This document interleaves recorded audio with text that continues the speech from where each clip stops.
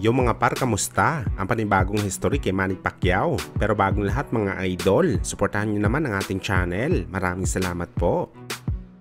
So mga par, matapos nga po brutal na sinabi ng ating pambansang kamao Manny Pacquiao sa presko ng Maharlika Pilipinas Volleyball Association, kung saan mga idol nagpapiyaw si Boss Manny na excited na daw siya sa gaganapin na 2024 Paris Olympics. Wala naman may sinabi si Pacman na talagang sasali ito sa Olympics, pero sa tono ng kanyang mga salita mga idol, na ano yan, na-reject daw siya dati para makasali sa Philippine Boxing Team. Parang may gusto talaga mga idol si Pacman na patunayan sa paparating na Olympics. Well, sakaling matuloy talaga mga idol ang pagsali ni Boss Manny ay kapag sakaling swertehin na makasungkit ng gintong medalya sa Olympics, mas lalong titingilain pa talaga ang pangalan ni Manny Pacquiao sa larangan ng boxing sports. Makakaukit na naman ito ng history na 44 years old na fighter sumali sa pinakamalaking sports event sa mundo at nagkagintong medalya sa bakbakan. Talagang pag-uusapan sa buong mundo mga idol ang pangalan ni Pacman. At isa pa mga idol, magiging kumpleto na ang final piece ng record ni Pacquiao. Tayong gold medal na lang talagang kulang sa kanyang record bilang isa sa mga most accomplished boxer sa buong mundo. At higit sa lahat mga idol, ang pangunahing goal talaga ni Pacman kung bakit ito sasali ang mabigyan ang Pilipinas ng gintong medalya sa Olympics sa larangan ng boxing sports.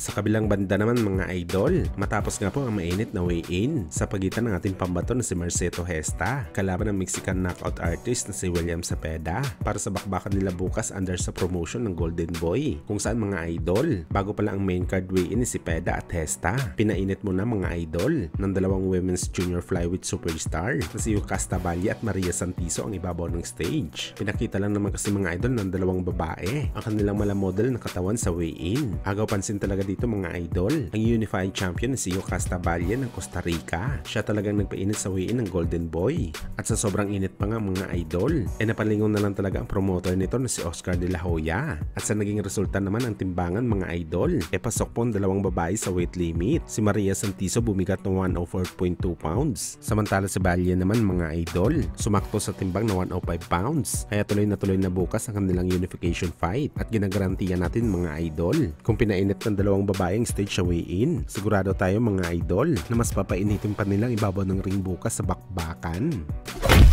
Sa kabilang banda naman mga idol, matapos nga po ang matinding bakbakan sa pagitan ni Joet Gonzalez kalaban ng IBF champion si Alberto Lopez, kung saan mga idol matagumpay po dinepensahan ni Lopez ang kanyang IBF title. Panalo po siya sa laban via decision. At sa naging tema ng bakbakan mga idol, magaganda ang counter ni Lopez kay Gonzalez sa unang bahagi ng laban. Kahit nakababa ang kamay ni Lopez, mabilis pa rin niya tinatamaan si Joet ng kanyang kamao. Agresibo sa laban si Gonzalez, pero madaming magpakawalan ng suntok si Lopez, kaya nakalamang ito sa scorecards ng mga judges. Bali ito na nga mga idol ang pangatlong depensa ni Lopez sa kanyang titulo, kaya asahan natin na title fight ang kanyang susunod na laban.